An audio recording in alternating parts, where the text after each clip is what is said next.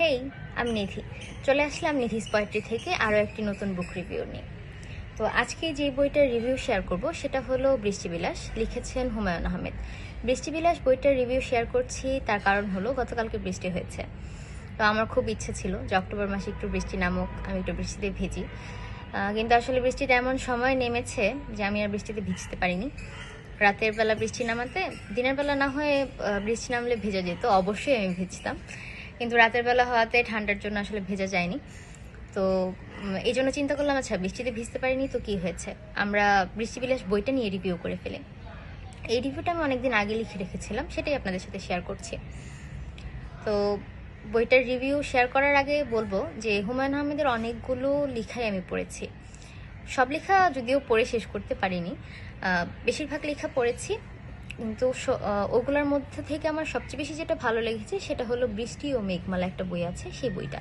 এটার কাহিনী এত সুন্দর যে ওই কাহিনীটা পড়ে লিটারালি আমি কান্না করে ফেলেছিলাম। ওইটার রিভিউ আরেকদিন শেয়ার করবো, আজকে বৃষ্টিবিলাসের রিভিউটা শেয়ার করবো।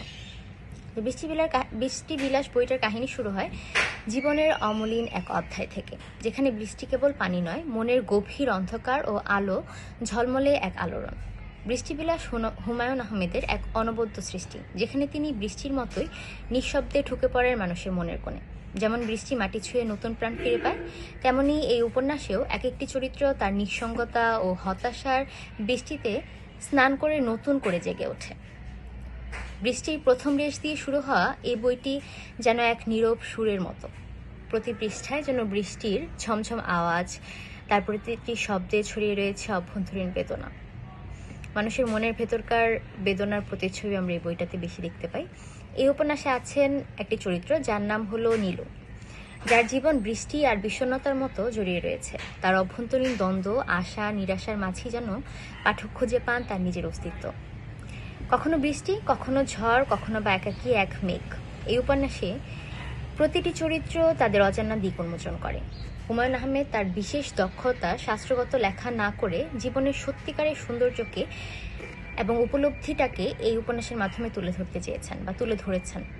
তার কল্পনা, তার ভাবনার সুতীব্রতা এবং চরিত্রের গভীরতা যেন পাঠকের অন্য এক জগতে নিয়ে যায়, পাঠককে বারবার মুগ্ধ করে। তিনি শুধু গল্প বলেই ক্ষান্ত হননি, বরং জীবনের ক্ষুদ্রতম অনুভূতিও গভীরভাবে অনুভব করতে বলেন। বৃষ্টিবিলাস কোনো এক সুনিপুণ চিত্রকরের আঁকা ছবি, আমরা এই বইটা পড়লে সেটাই দেখতে পাবো।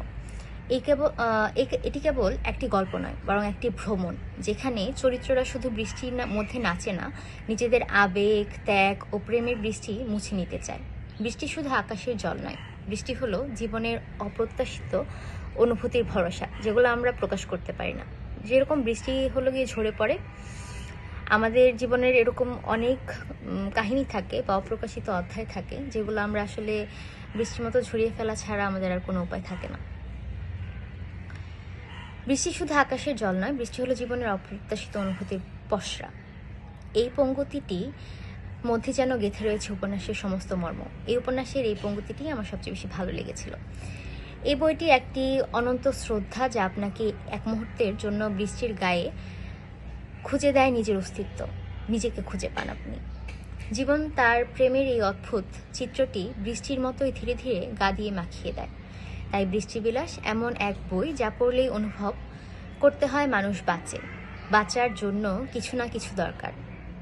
কখনো স্নেহ, কখনো ভালোবাসা, কখনো একাকিত্ব, আর কখনো বৃষ্টি। তো এটাই ছিল আজকের আমার বুক রিভিউ। যদি ভালো লেগে থাকে তাহলে আমাকে কমেন্ট বক্সে জানাবেন। আর লাস্টে আমি সবসময় যেটা বলি, stay connected with Nidhi's poetry and stay connected with us. ধন্যবাদ সবাইকে।